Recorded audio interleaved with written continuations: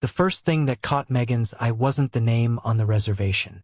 It was the woman standing in front of her, the kind of presence that made people pause, though not for reasons they could explain without sounding offensive.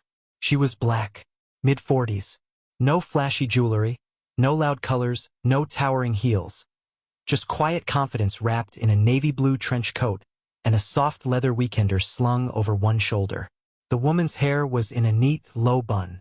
No entourage, no arrogance, no obvious markers of status. She looked like someone who was used to getting things done without asking for permission, and that made Megan uncomfortable. Her fingers paused mid-keystroke. Something didn't feel right. Not that anything was technically wrong. The card matched the booking. The woman had confirmed everything in calm, clear tones. But Megan didn't need facts to feel suspicious, just instincts. Or, more truthfully, biases disguised as intuition. She leaned slightly to the left, catching the eye of the lobby guard across the room. "Can you hold on a moment?" she said, masking concern with the kind of sweetness reserved for suspected trespassers. The woman raised an eyebrow slightly, sensing the shift. One she'd experienced too many times in too many upscale spaces. She nodded without resistance, stepping slightly to the side as Megan whispered into a headset and flagged a name mismatch. It wasn't just the name that bothered her. It was the idea that someone like her had booked a suite under an alias. Have you ever been judged based on your appearance before you even spoke a word? If you believe discrimination has no place in 2025, hit that subscribe button and share this story, because corporate accountability starts with us refusing to stay silent.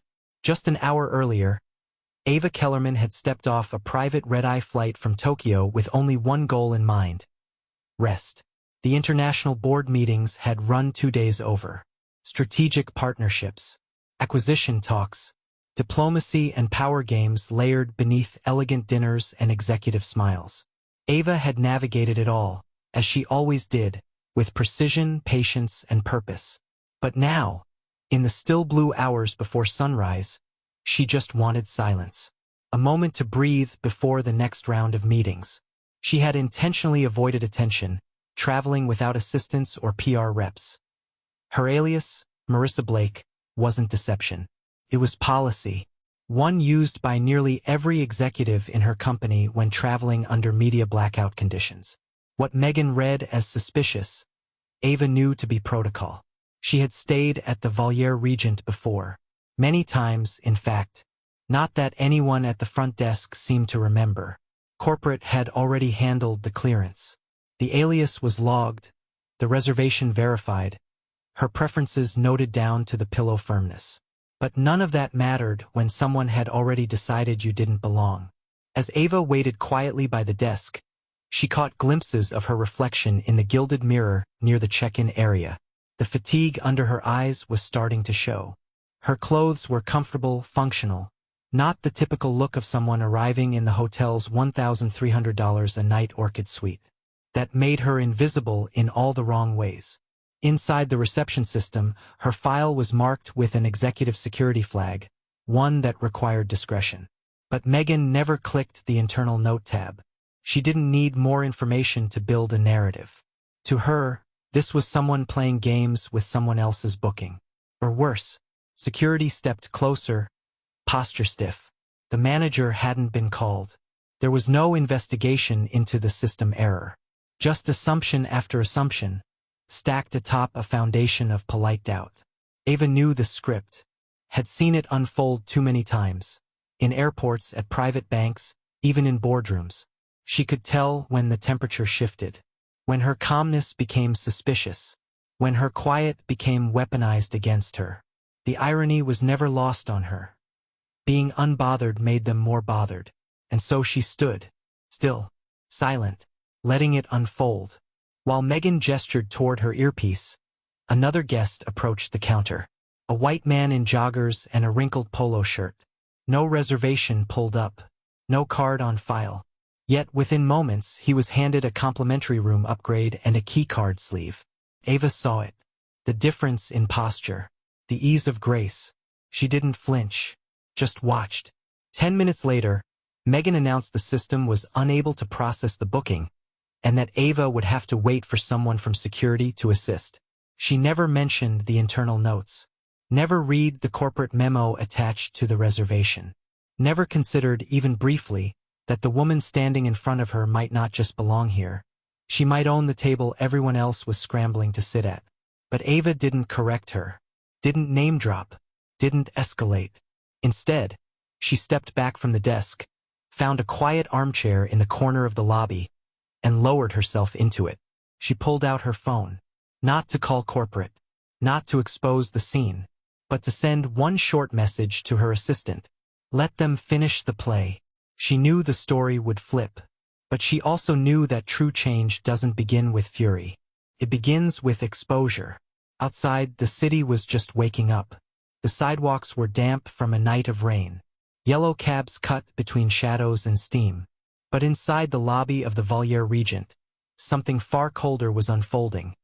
A silent theater of assumptions, playing out in slow motion. The receptionist didn't recognize the woman before her. The security guard didn't question the instructions. The manager hadn't yet been looped in. But the woman sitting silently in the velvet chair, eyes half closed, posture regal despite exhaustion, wasn't just a guest with a glitchy booking. She was the CEO of the firm that had just completed a silent acquisition of the parent company that owned the Voliere Regent and 37 other properties like it. The paperwork wasn't public yet, but it would be. And by the time it was, everyone in this lobby would remember exactly how they treated the woman whose name they didn't bother to read. Suspicion doesn't always scream. Sometimes it whispers, low enough to be denied, but loud enough to alter outcomes. As Ava Kellerman sat quietly in the lobby's velvet chair, the scent of jasmine from a nearby diffuser barely masked the tension thickening around her. The room's polished luxury, the marble pillars, the Art Deco chandeliers, the concierge with white gloves, couldn't hide what was unfolding. A slow, deliberate erosion of dignity, masked by politeness. The security guard, now stationed near the desk but trying to appear casual, kept glancing in her direction. Not with aggression, but with alertness, the kind born not from protocol but from presumption. The kind that asks, why is she here? What's her angle? No one had spoken to Ava directly since the desk clerk's initial brush-off. They simply watched, measured, waited for her to make a move so they could justify their instincts. And still she didn't. She sat with the grace of someone who had nothing to prove and the patience of someone who'd been through worse. But that didn't make the moment any less sharp. Because Ava knew what this was. Not just a misunderstanding. Not just a name mismatch. It was the weight of inherited suspicion, applied without invitation, and impossible to reason with. She had been given no answers. Only distance. Only doubt. From her corner, she could see the front desk bustling again. Megan now smiling for a new couple, this time in athleisure, dragging oversized luggage across the marble tiles. She watched as the clerk laughed, even offered them complimentary champagne flutes while their room was being prepared. No ID verification, no headset whispers, just welcome and warmth. The contrast wasn't subtle. It never was. Ava didn't resent those who were welcomed freely. She resented the system that made warmth conditional. Conditional on complexion. Conditional on assumption. Conditional on compliance with the unspoken dress code of belonging. The minutes dragged. 12, 15, 20. People walked past. Some glanced toward her, others pretended not to see. One teenage girl whispered to her mother while nodding discreetly in Ava's direction. The mother shook her head, tugged her daughter along. Even without words, Ava could read the cues. She had become the anomaly, the silent disruption, the woman who didn't look like someone who should be sitting alone in a luxury hotel lobby, booked under someone else's name. And that was the power of visual presumption. It rewrites biographies before the first page is turned. Upstairs, unbeknownst to the staff below, the orchid suite remained untouched.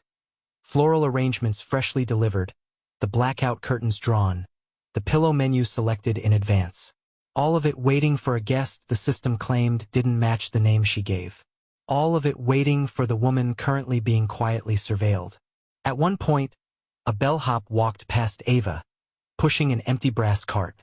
Their eyes met. His glance flickered, recognition, perhaps, or unease. But he said nothing, just kept walking. That was the danger of institutional suspicion. It taught people to observe, not to intervene. Back at the desk, Megan was now reviewing Ava's reservation with a clipboard in hand, still avoiding the guest herself.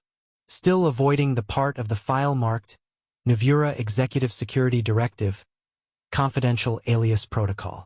Instead, she focused on what felt safer, procedure skewed by personal bias. To Megan, the woman who came in alone, who booked under a name that didn't match her ID, who didn't argue when denied, wasn't powerful. She was suspicious, because suspicion is rarely about facts. It's about familiarity. Ava didn't look like the kind of person Megan saw in luxury magazines. She didn't arrive with designer tags or with staff fluttering around her. She didn't offer explanations or beg for reconsideration.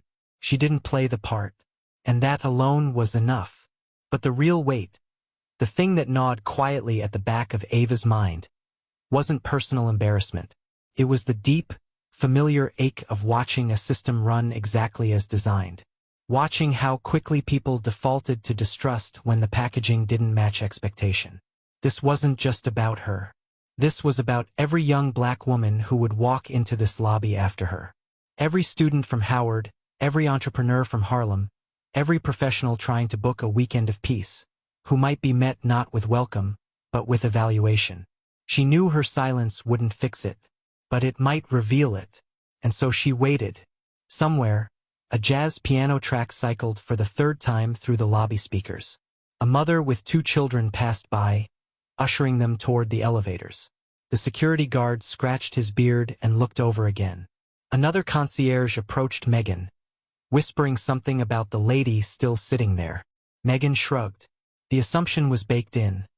If the woman really belonged here, she'd have said something by now. But Ava had said plenty, just not in the language they understood. She had spoken in restraint, in stillness, in patience they didn't recognize as strength. What no one in that lobby knew was that Ava's name had been circulating all day on confidential legal briefs. The Valier Regents parent company had just finalized a merger with one of Navura's portfolio firms, part of a quiet restructuring campaign to bring several high-end hospitality chains under a single data infrastructure.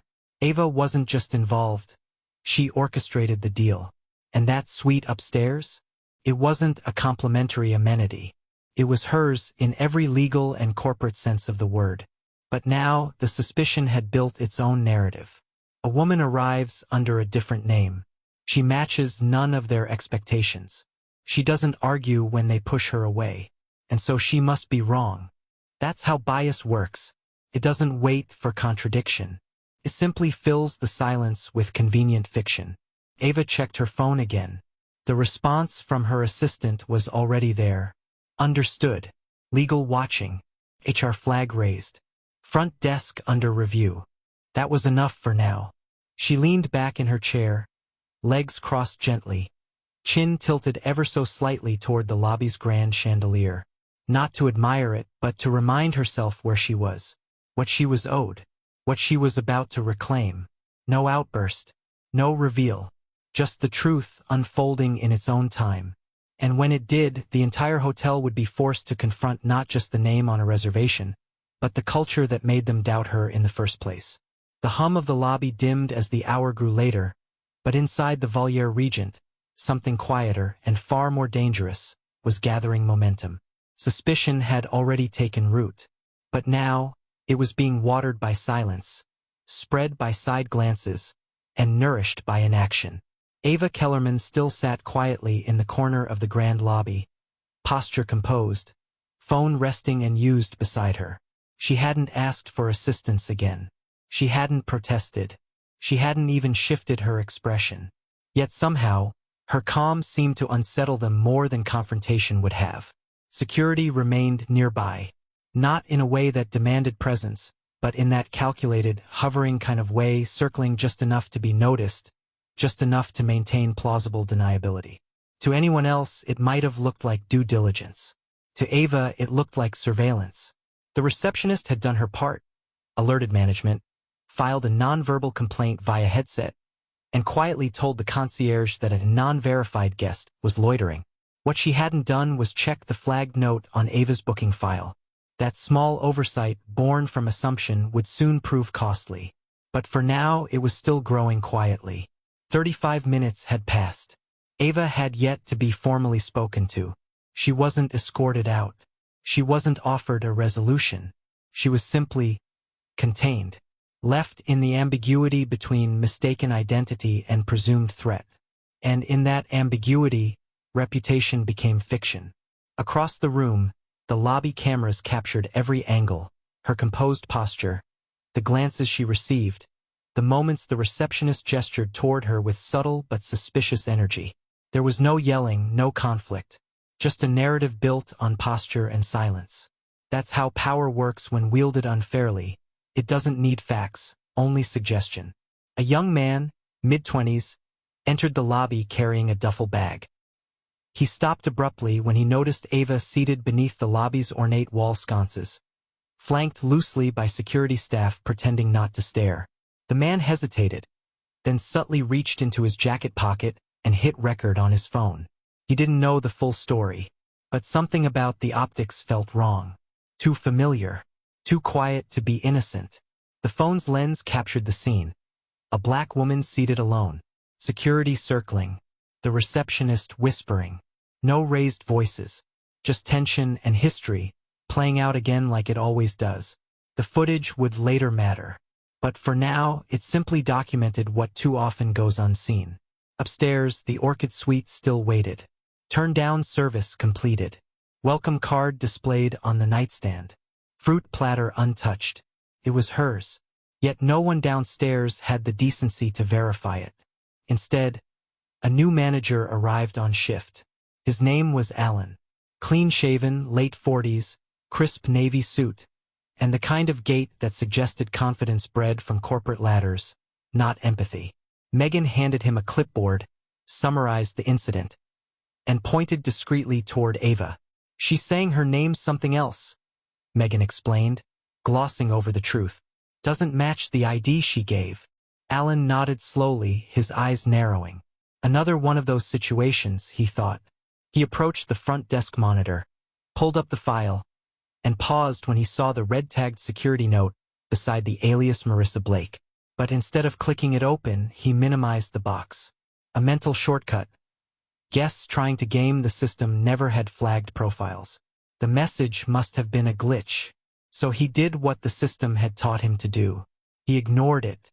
He signaled for security to engage. Within minutes, a second guard joined the first.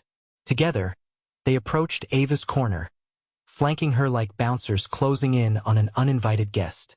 There were no raised voices, no demands, only cold protocol. The lead guard made a show of needing to verify her reason for being there. He asked her to stand. She did, calmly, gracefully, without resistance. Then came the questions. Her name, her booking confirmation, her ID. Ava provided all of it with practiced ease. She knew the drill, knew the mechanics of deflection dressed as due diligence. The guards frowned at the mismatch. The name she gave, Marissa Blake, didn't match her government-issued ID. That was the moment they made their decision. Not because they were certain of wrongdoing, but because they had seen enough to justify action to themselves. And so they asked her to leave. The lobby fell into a strange hush. No one said it aloud, but everyone felt it. Something wasn't right. Yet no one intervened. Because when suspicion wears a uniform, it's hard to challenge. Ava didn't argue. She didn't raise her voice or demand to see the manager. She simply asked if they were refusing service to a confirmed guest. No answer. Just a blank stare and a stiff nod toward the revolving door. The same door she had walked through 45 minutes earlier without a single misstep. Now it was her exit. She picked up her weekender bag, adjusted her coat and walked out. Unrushed, unshaken, but not unaffected. Because no matter how powerful you are, disrespect still bruises. Outside, the Manhattan night pulsed with energy. Horns echoed through avenues. Headlights sliced through fog. But in the middle of it all, Ava stood still. For a moment, The weight of it all settled on her shoulders. Not the insult, not the inconvenience, but the realization that even at the height of her career, her dignity was still considered negotiable. Still dependent on someone else checking the right box. Still vulnerable to someone else's suspicion. Back inside, Megan returned to her station, smug in her resolve. Alan wrote a note in the guest log, describing the event as attempted identity misuse. And in doing so, the story was sealed. Or so they thought. Because what they didn't know, what they couldn't have imagined, was that the guest they had just escorted out didn't just belong in the hotel. She owned the building, metaphorically and soon quite literally. Her company, Nuvura Holdings, had finalized a quiet but sweeping merger with the hospitality group that oversaw the Valier Regent brand.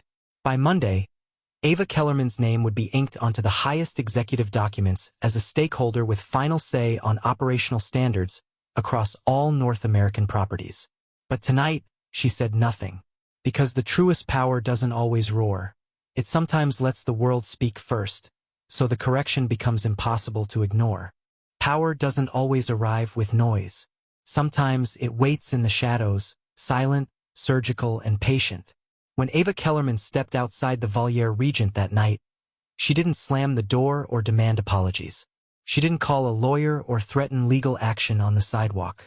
She simply disappeared into the Manhattan darkness like a name no one bothered to learn, leaving behind only confusion and the fragile illusion of victory. But the truth? The real storm had already begun. Inside the hotel, the shift manager returned to his back office, updating a few internal notes on the incident. Guest refused to verify identity, he typed, mislabeling Ava as a security concern. He didn't bother attaching evidence. He didn't click the red-marked corporate flag on her booking profile. If he had, he might have seen the entire thing unravel before it started. That flag was never meant to be ignored. It was a high-alert classification reserved for sensitive figures. Executives, diplomats, or individuals with personal security protocols. Attached to that flag were 3 pages of internal memos from the corporate security division of Nuvura Holdings. But no one clicked. No one looked. No one cared to ask why the booking came from an alias, because once they decided Ava didn't belong, the facts were just noise. By sunrise, the mistake was irreversible. A front office email pinged at 6:03 a.m., just as Megan clocked back in for her next shift. It came from the Regional Operations Director. Subject line: Urgent. Confirmed VIP flagged guest escalation. CEO Ava Kellerman. She didn't recognize the name. That's because she never knew it. To her, the guest was Marissa Blake, a name she had filed under questionable and suspicious. The body of the email was brief. A guest removed from the property under suspicious pretenses had been verified, post-incident, to be the CEO of Nuvura, the firm currently leading the acquisition and restructuring of their hotel group. Ava wasn't just a VIP. She was, in effect, their future boss. Megan froze, the screen's glow reflecting off her pale face. Her fingers hovered over the keyboard. A memory flashed. Ava standing in front of her, calm but firm, the name Marissa rolling off her tongue. Megan had dismissed her, had flagged her, had humiliated her, all while Ava had said nothing. She hadn't needed to, because Ava's silence wasn't submission. It was strategy. By 9 a.m., the footage from the lobby had already circulated through several internal Slack channels. Employees whispered about it in break rooms. Someone had forwarded a clip recorded by a guest, the one who had sensed something wasn't right and had quietly filmed the exchange. The footage was damning. No yelling, no fraud, just a well-dressed black woman, quietly questioned, quietly surveilled, quietly removed. The internet doesn't need drama to demand justice. It only needs truth. And this truth had video evidence, metadata, and now a name. In a downtown boardroom, Ava sat across from her legal team and 2 executives from the hospitality group. She hadn't asked for revenge. She had asked for review. The merger, which had been confidential until that morning, was now public. Nuvura Holdings had officially acquired controlling interest in Lucent Stays International, the luxury chain that operated 38 properties across the U.S., including the Valier Regent. Ava didn't need to threaten anyone. She simply presented facts. The hotel's general manager was already on a flight in for emergency damage control.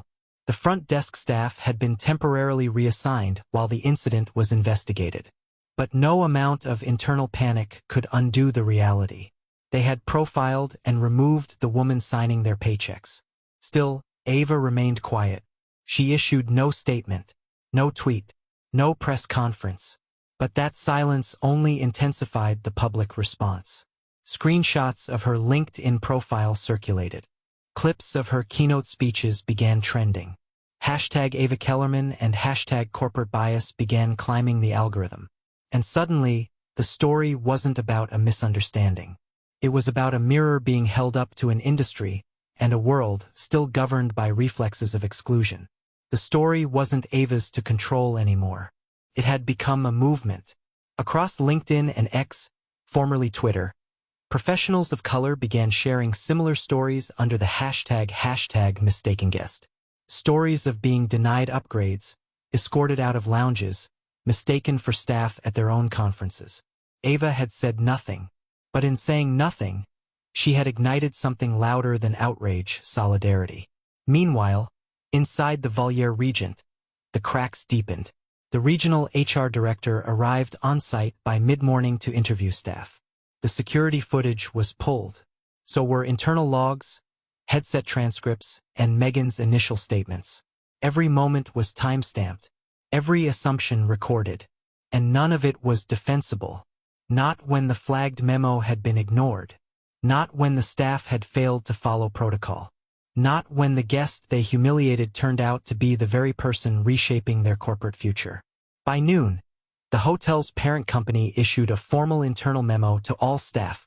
We are currently reviewing an incident involving a high-profile guest who was not treated in alignment with our brand's values. We are committed to addressing this breakdown with transparency and accountability. The email was vague, but the meaning wasn't. Everyone knew who the guest was now. Everyone knew what had happened, and everyone knew what it meant. That afternoon, Ava sat alone in a quiet office overlooking the city. She didn't look triumphant. She wasn't smiling. There was no satisfaction in being proven right, because the pain wasn't in the incident, it was in its predictability. She hadn't been surprised, and that was the problem. This wasn't a one-off moment. It was a symptom, a microcosm of how quickly people still judged power by appearance. How often professionalism was mistaken for passivity. How rarely people paused to check their assumptions. She didn't want an apology. She wanted the entire system to change. In the days to come, the footage would hit national media. Corporate sponsors would speak out. Diversity councils would hold emergency town halls. But Ava? She would remain where she had always been. Calm, composed, unbothered. Not because she wasn't hurt, but because she had long learned how to turn injury into influence, and bias into blueprint. The Voliere Regent lobby looked the same the next morning. Gilded, hushed, polished to a shine. But beneath the marble and chandeliers, the atmosphere had changed. Not visibly, but deeply. The staff moved with a certain tension, like dancers afraid to misstep. Smiles were more cautious. Conversations shorter.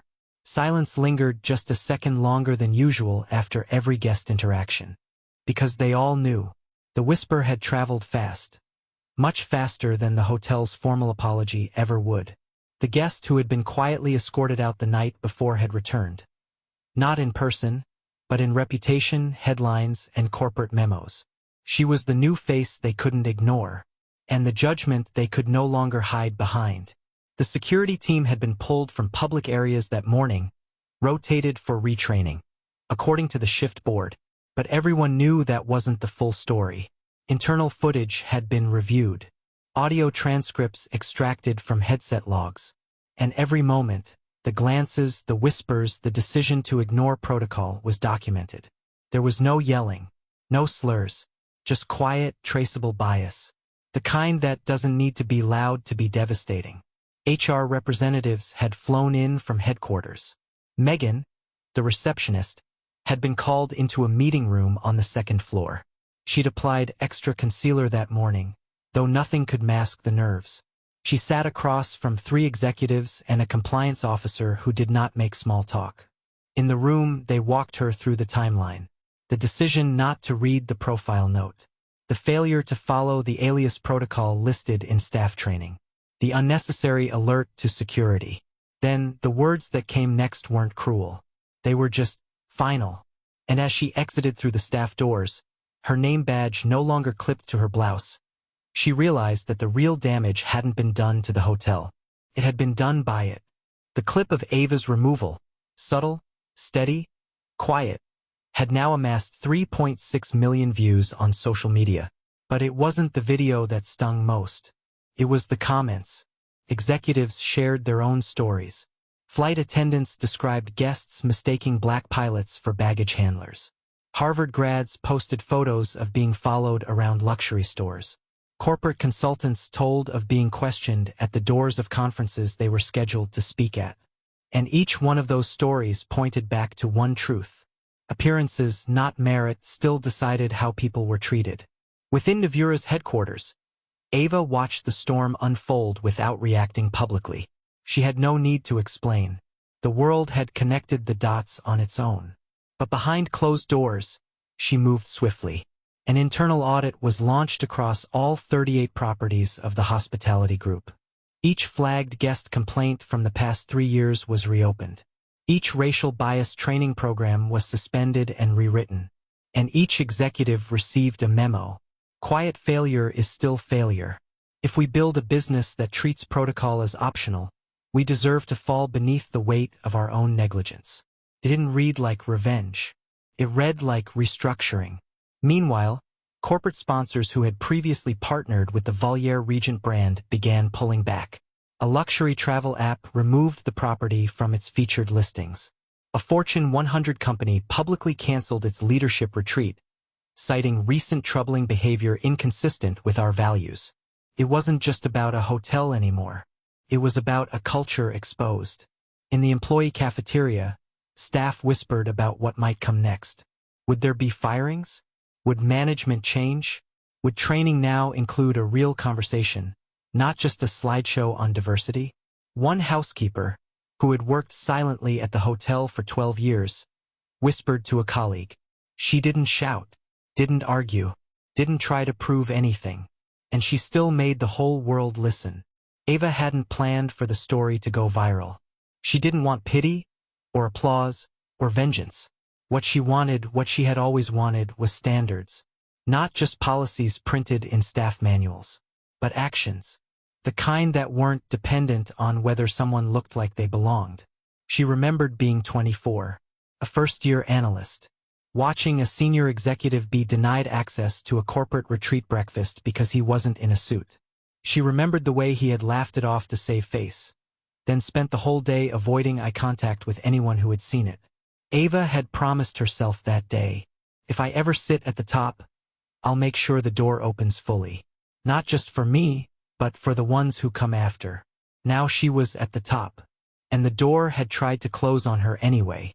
That made the mission even clearer. Within 2 weeks, Ava established a new mandate under Nevura's hospitality division. All staff would undergo live scenario-based bias simulations, monitored and recorded. All high-alert profile guests using aliases would be cross-verified using a secure authentication line. Mandatory. A guest dignity clause would be added to employee contracts, with disciplinary action for noncompliance. And all performance evaluations for staff in guest-facing roles would include bias response behavior audits. This wasn't performative. It was structural reform written in policy ink and budget lines. And as for the Valier Regent, the location remained open, but the corporate leadership team did not. 3 executives were quietly rotated out. Ava didn't announce it. She didn't have to. Their absences were felt in the quarterly meetings, because sometimes the loudest message is the one without a press release. Weeks later, Ava walked past the hotel again, not to rebook a room, not to confront anyone, just to see it. From across the street, she watched the doorman greet a young couple, laughing. A black woman in an emerald green dress walked confidently into the revolving doors. Unquestioned, unchallenged, unbothered. Ava smiled faintly, not because everything was fixed, but because something had shifted. Quiet resistance had become corporate consequence. Not for revenge, but for legacy. Weeks had passed, but the story refused to fade. It lingered in digital spaces like a slow-burning fire, kept alive not by rage, but by resonance. The moment Ava Kellerman was removed from a hotel lobby under suspicion had triggered something deeper than outrage. It had unlocked stories, hundreds of them. Quiet, buried stories from professionals who had bitten their tongues for years. No one expected Ava to say anything, and for a while she didn't. Not when the first article dropped.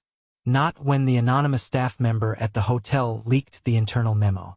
Not even when her name trended alongside hashtags about corporate racism. She had already made her point without a single word. But silence, she knew, is a double-edged sword. It can preserve your power, or it can leave space for others to shape the narrative around you. And Ava had no intention of letting this moment become a spectacle of sympathy. She wanted it to become a blueprint for change. Inside the headquarters of Nuvura, glass walls framed the city skyline. But Ava's attention was focused inward. The boardroom around her was filled with legal counsel, communications officers, and brand advisors, each offering strategies, PR plans, and protective talking points. But Ava didn't need a script. She needed a reason to speak. And when the news broke that the receptionist involved had been offered an interview to tell her side, Ava knew the time had come. This wasn't about one hotel or one staff member. This was about an ecosystem that rewarded discretion while failing the dignified. It was time to speak, not for vindication but for clarity. When the interview was announced, no one expected it to be subdued. The media prepared for fireworks. Social feeds braced for another viral soundbite. But what arrived instead was something else entirely. A chair, a single camera, and Ava. No crowd, no applause, no dramatics. Just presence. She didn't speak with fury. She didn't recount every detail. She didn't relive the humiliation for the world's consumption. She talked about pattern. About how leadership without empathy was hollow.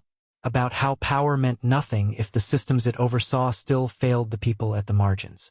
She described the moment in the lobby not as an anomaly, but as a confirmation of something she had long suspected. That respect in corporate spaces was still conditional. Viewers didn't expect to cry watching a corporate CEO speak. But they did. Not because her words were loud, but because they were honest. She spoke of walking into boardrooms and being mistaken for catering. Of being praised for how well she spoke after delivering multi-billion-dollar investment strategy briefings. Of mentoring younger professionals who were taught to smile through insult because that's just how it is. She wasn't telling her story. She was telling theirs. That interview became the most watched corporate video in Nuvura's history. But its impact wasn't measured in clicks. It was measured in action. Within days, Fortune 500 companies began publicly reviewing their hospitality vendor partnerships. DEI panels issued new standards for executive travel protocol. HR departments added scenario-based bias training to their staff onboarding programs. And Ava? She didn't stop at reflection. She moved into reformation. She announced a new initiative, the Blake Protocol, named after the alias she had used the night of the incident. It wasn't a charity. It wasn't a PR shield. It was a standard, one backed by funding, policy, and executive oversight. The Blake Protocol would offer mandatory dignity audits for all luxury hotel staff in the Nuvura network, independent reporting systems for guests who experience bias while traveling, executive sponsorship for underrepresented professionals entering the hospitality industry, quarterly bias response evaluations tied directly to vendor contracts, and most importantly, a shift from checking boxes to changing behavior. Other companies followed, quietly at first, then publicly, because Ava hadn't shamed them. She had modeled the alternative. She hadn't demanded apologies. She had demanded better. Months after the interview, a letter arrived at Ava's office, handwritten, from a former hotel employee. It wasn't an apology. It was a confession. The writer had seen what happened that night. had known it was wrong, had stayed silent because fear makes cowards of even good people. The letter ended with a line Ava would never forget. "You reminded me that doing nothing is still doing something. I won't choose silence again. Change doesn't come when one person demands it. It comes when enough people decide that silence is no longer safety." And Ava had become the quiet permission others needed to speak up. By the end of that fiscal year, Navura saw a 27% increase in executive-level applications from Black and Indigenous professionals. Employee engagement tripled, and 2 partner hotel chains reached out to implement their own version of the Blake Protocol. Ava didn't celebrate the numbers. She looked at the people behind them, because for every story that came forward, there were 10 that never would. She hadn't created a movement. She'd simply revealed it. And as the world applauded her restraint, her grace, her vision, Ava never lost sight of the reason she began this in the first place. Not for revenge, not for redemption, but for the young woman still learning to hold her head high in places built to make her feel small. She wanted her to know, you don't have to shrink to be safe. You don't have to shout to be heard. You only have to keep standing until the room learns how to see you properly. Time has a way of smoothing out sharp edges, softening the noise, and making once explosive moments feel like quiet echoes in the distance. News cycles move on. Social feeds refresh. But every so often, a story lingers, not because of its scandal but because of its truth. Ava Kellerman's story became one of those. It didn't remain about a hotel or a hostile lobby encounter. It evolved, slowly and powerfully, into something larger. It became a mirror, one held up to the polished face of corporate culture, exposing the cracks that had long been accepted as design. The clip of Ava sitting calmly while security loomed nearby is still watched in leadership trainings around the world. Not as a case study in customer service failure, but as a lesson in invisible grace, how strength doesn't always need to defend itself loudly. Her interview is now required viewing in several business schools, introduced not with fanfare, but with silence. Professors don't lead with Ava's titles or accomplishments. They begin with the video, the moment of dismissal, before revealing the identity of the woman who was told to leave. The lesson always lands harder that way. Across the hospitality industry, things did begin to shift. Some changes were small, a rewritten protocol, a sensitivity workshop redesigned with lived experience in mind. Others were more permanent. Hotels reevaluated their employee review systems. Vendors began prioritizing dignity audits alongside profitability reports. More importantly, leadership began listening to the stories that had once been dismissed as anecdotes. The Blake Protocol became a gold standard, not because it was flashy, but because it worked. Created a paper trail where silence once lived. It held people accountable without spectacle. It removed the excuse of ignorance. And it all began because one woman refused to let a quiet act of disrespect vanish into another uneventful day. But Ava never allowed the story to orbit around her forever. She stepped back from the headlines. She returned to her work. She poured herself into mentoring rising leaders from underrepresented backgrounds. Not with speeches but with access. Invitations, introductions, recommendations written not from obligation, but from belief. At one private event, a young woman stood nervously in the corner of a leadership networking mixer. She didn't have the pedigree, didn't know anyone in the room. But when Ava crossed the floor and greeted her first, everything shifted. That woman would later go on to lead a product launch that disrupted the renewable energy market. In her first press interview, she didn't quote tech trends or market share. She quoted Ava Kellerman's interview. Respect should not be earned after credentials. It should be the starting point. Back at the Valier Regent, things changed too. The staff rotated. Policies updated. A new manager arrived, young, progressive, with a background in restorative justice. But the building remained the same. The marble, the chandeliers, the gold-accented elevators. All still gleamed as if nothing had ever happened. But the energy had changed. Not out of fear. Out of awareness. One evening, nearly a year after the incident, Ava returned. She didn't announce her arrival. No formal booking. No entourage. This time, She walked through the lobby just as quietly as the last. Only now, the reception desk staff stood a little taller. Eyes widened with recognition not of a celebrity, but of a moment they had studied, dissected, learned from. A manager stepped forward, not to block her path, but to offer welcome, genuine and unpracticed. Ava didn't linger. She smiled, nodded, and continued walking, not toward a suite, just through the space that had once tried to shrink her. There was no bitterness in her walk, just memory, and a reminder that places, like people, are capable of change if you give them a reason to. Elsewhere, in communities and classrooms far beyond that hotel, Ava's story lived on. Not just in corporate circles but in dinner-table conversations, student debates, and grassroots workshops led by those who knew all too well what it felt like to be seen only after being doubted. Her story reminded them they were not alone. That grace under pressure is not weakness. That refusing to shout doesn't mean surrender. That one moment, one encounter, can ripple outward if you allow your silence to be strategic, not submissive.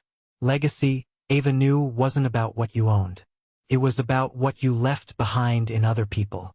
A shift in perspective. A new standard. A small voice that says, I belong. And finally, someone listens. A framed quote now hangs in the executive wing of Navura's headquarters. It's not flashy.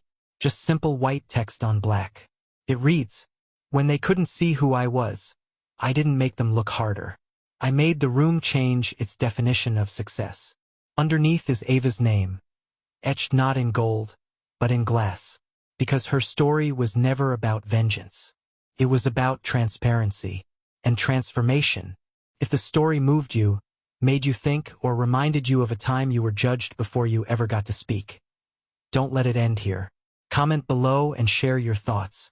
Hit that subscribe button to support stories that shine a light on quiet resistance and meaningful change.